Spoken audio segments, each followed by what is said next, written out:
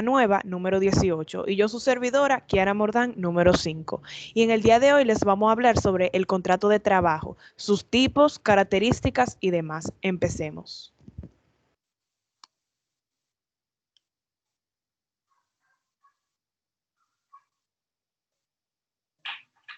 Mi nombre es Angélica Marí y yo le daré un pequeño concepto del contrato de trabajo.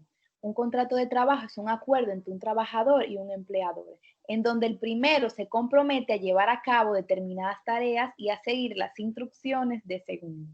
Esto a cambio de una determinada retribución. El contrato de trabajo es la herramienta básica para el buen funcionamiento del mercado laboral.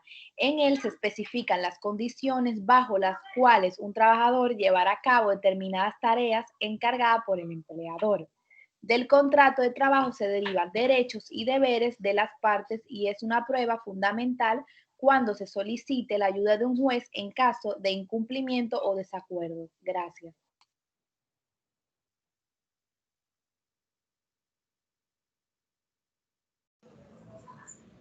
Bien, mi nombre es Dariani Rosado y yo les estaré hablando sobre el Código de Trabajo. Antes de empezar, le daré una pequeña definición de trabajo. El trabajo es una función social que se ejerce con la protección y asistencia del Estado. Este debe velar porque las normas del derecho de trabajo se sujeten a sus fines esenciales, que son el bienestar humano y la justicia social. Código laboral. El Código Laboral Dominicano es el que rige los derechos, beneficios y aplicaciones para cualquier ciudadano que se emplee en una empresa del país. Este también es uno de los primeros documentos de lectura obligatoria para quienes desean iniciar un negocio y necesiten la gestión de personal. Objetivo. El presente código tiene por objeto fundamental regular los derechos y obligaciones de empleadores y trabajadores y proveer los medios de conciliar sus respectivos intereses. También consagra el principio de la cooperación entre el capital y el trabajo como la base de la economía nacional. También regula, por tanto, las relaciones laborales de carácter individual y colectivo establecidas entre los trabajadores y empleadores o sus organizadores profesionales, así como los derechos y obligaciones emergentes de las mismas, con motivo de la prestación de un trabajo subordinado.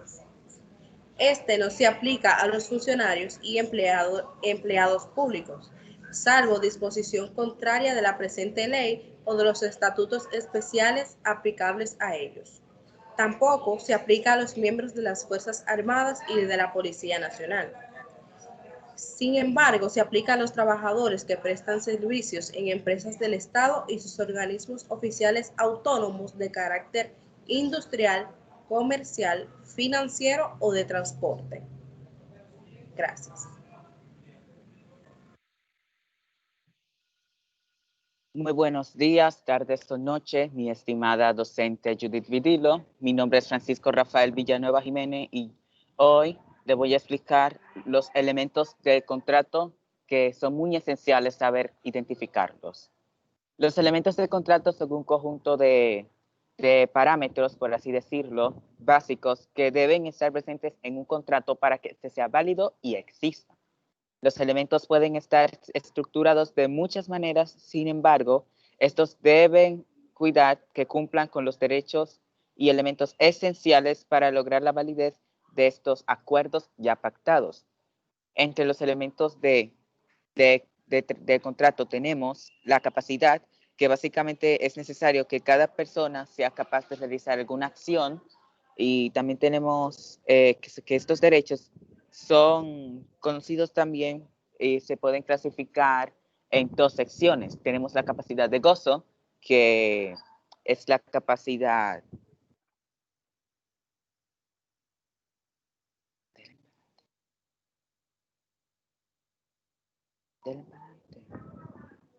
a la diapositiva. La capacidad de gozo, que es básicamente que esto básicamente es un derecho que nos da la propiedad de algo. La capacidad de ejercicio, que es el derecho que se tiene que realizar para todos o ciertos actos jurídicos. Y pasando de capacidad, ahora nos dirigimos al consentimiento Ojo con esto, es muy importante saber identificar este. Si la persona que está leyendo el contrato por alguna razón no tiene su consentimiento, este contrato no puede ser válido. El consentimiento básicamente es la opinión de la persona. Una vez leído todo, hay que ser cuidadosos a la hora de leer un contrato. Una vez leído todo, este expresa su permiso a las personas, por lo cual cuando las personas que proveen el contrato ya tienen el consentimiento de quien lo acepta, ya esa persona ya tiene que aceptar las leyes y cumplir con esas leyes que están en el contrato. Tenemos el objeto, que es nada más y nada menos que los bienes y el conjunto de intercambio de bienes, también servicios, que se prestan a esa persona. Tenemos la causa. Hay que saber por qué motivo una persona acepta un contrato. En este caso, la causa define con qué objetivo esa persona acepta el contrato y con qué objetivo inician sus labores. La forma o manera básicamente es la presentación de cómo va a ir dirigido el contrato, si va a ser escrito, si va a estar firmado frente a testigos y así por así. Y por último, la práctica, que básicamente son cuando son las leyes aplicables que cada país exige de forma voluntaria, es decir, la forma voluntaria dentro de este contrato. ¿Es cuánto?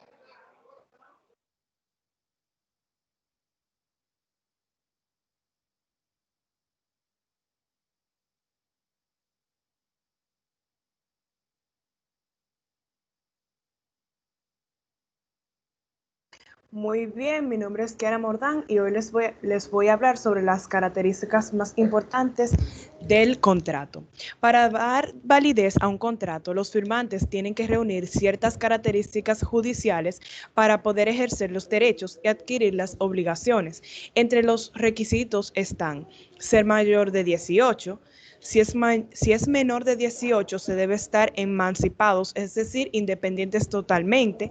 Si son menores de 18, pero mayor de 16 y no son independientes, deben tener permiso de padres o tutores.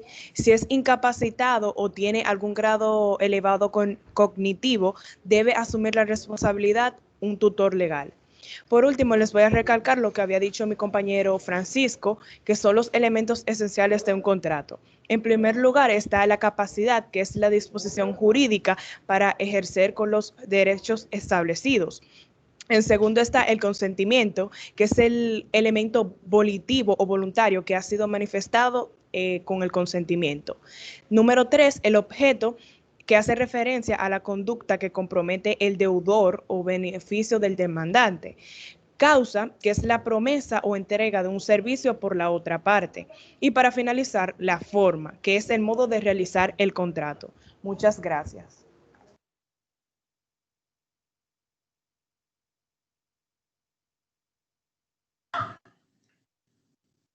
Mi nombre es Eliana Minaya. El número 3 está estar hablando sobre los tipos de contratos. El tipo de contrato indefinido se trata de un contrato que establece una limitación de tiempo en la que se presenta un periodo de realización del servicio. Dicho de otro modo, este tipo de contrato no estipula una fecha de finalización. Este tipo de contrato, a su vez, supone una serie de ventajas no solo para el empleado, sino también para el empleador, al poder beneficiarse de diversos tipos de ayuda en función del tipo de trabajador contratado. Esto, por un ejemplo, es de personas con discapacidad, personas mayores de 52 años, jóvenes, entre otras personas. Estas serán incluidas en diferentes cláusulas específicas debido a su condición. El contrato temporal es un pacto entre el empleador y el empleado en el que se estipula una presentación de servicios durante un periodo temporal determinado. En general, todos ellos deben realizarse por escrito, si bien algunos de ellos pueden, bajo circunstancias específicas, realizarse de manera oral. Por obra o por servicio, este tipo de contrato es en aquellas circunstancias laborales en las que se debe dar un inicio y un final determinado, si bien la fecha de finalización es incierta y circunscribe a la finalización de determinado servicio. El contrato eventual, este tipo de contrato, como máximo ha de durar 6 meses, es uno de los más habituales en la actualidad. El principio de este contrato se emplea en aquellos momentos en los que una empresa o empleado requiere una ayuda temporal debido a las circunstancias imprevistas en las que puede pasar por su empresa. El contrato de interinidad, ese tipo de contrato es aquel cuyo objetivo es la sustitución de un puesto o vacante temporalmente. La duración de ese contrato cubre el tiempo de ausencia del trabajador o vacante a sustituir. Por ejemplo, cuando un trabajador está de vacaciones o una trabajadora está embarazada que tiene que cumplir con unos días libres, se emplea este contrato para sustituirlo. De relevo, este tipo de contrato se emplea en situaciones en las que es necesario sustituir por un periodo determinado a una persona dentro de la empresa, la cual posee una reducción de jornada debido a la jubilación parcial. De formación o aprendizaje, este tipo de contrato solo se utiliza con personas de entre 16 años y 30 años. Su principal función es permitir una alteración entre la actividad laboral y la formación, por lo que pretende aumentar la inserción laboral a la vez que se otorga la debida formación que permite ejercer adecuadamente. Como máximo puede llegar a durar 3 años, tras lo cual es posible pasar a entrar en una plantilla de manera indefinida. Contrato de práctica, de manera semejante al contrato de formación y aprendizaje, el contrato de práctica es utilizado bajo la pretensión de mejorar la cualificación y competencia profesional del empleado cara a ejercer de manera eficiente. El contrato mercantil es un tipo de contrato en el que se firma entre dos empresas o una empresa autónoma o dos empresas autónomas. Hay dos partes que están en el mismo nivel, ya que ninguna tiene más poder que la otra. El contrato de trabajo fijo y discontinuo, este tipo de contrato es aquel que da por razón de discontinuidad la actividad del empresario. Se trata de un contrato fijo en la que hay periodos de inactividad. El trabajador debe ser llamado por el empresario cada vez que el trabajador vaya a reanudarse. El contrato de trabajo eventual por circunstancias de producción, estos contratos se consideran para atender exigencias circunstanciales del mercado, acumulación de tareas o exceso de pedidos, aún tratándose de actividades normales de la empresa. La duración máxima son 6 meses y a la finalización del contrato el trabajador debe de recibir un pago cada 12 días por año. Es aquí mi exposición. Ahora vamos a ver un video relacionado con el tema expuesto.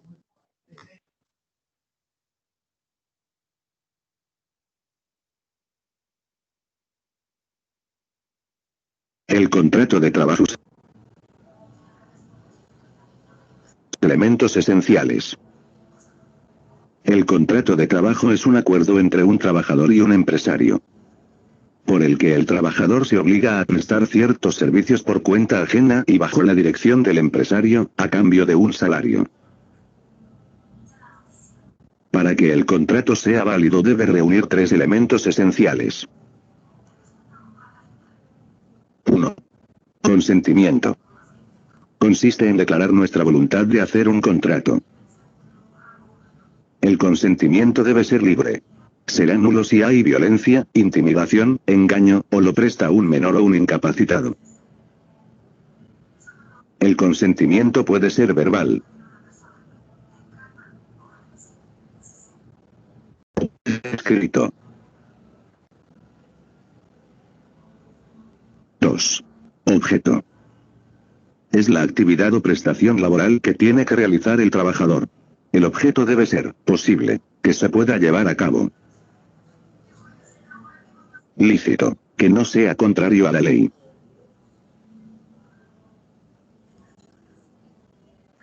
Determinado, que se concreten las funciones a realizar. 3. Causa. Es la razón o motivo por el que se hace el contrato. O sea, ceder el resultado del trabajo a cambio de un salario. La causa será nula si no existe, es decir, si está simulada.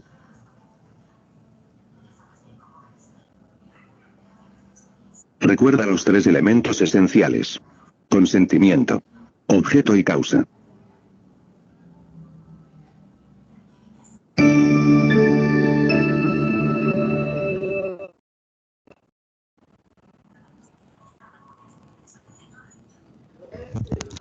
Bueno, hasta aquí nuestra exposición. Muchas gracias.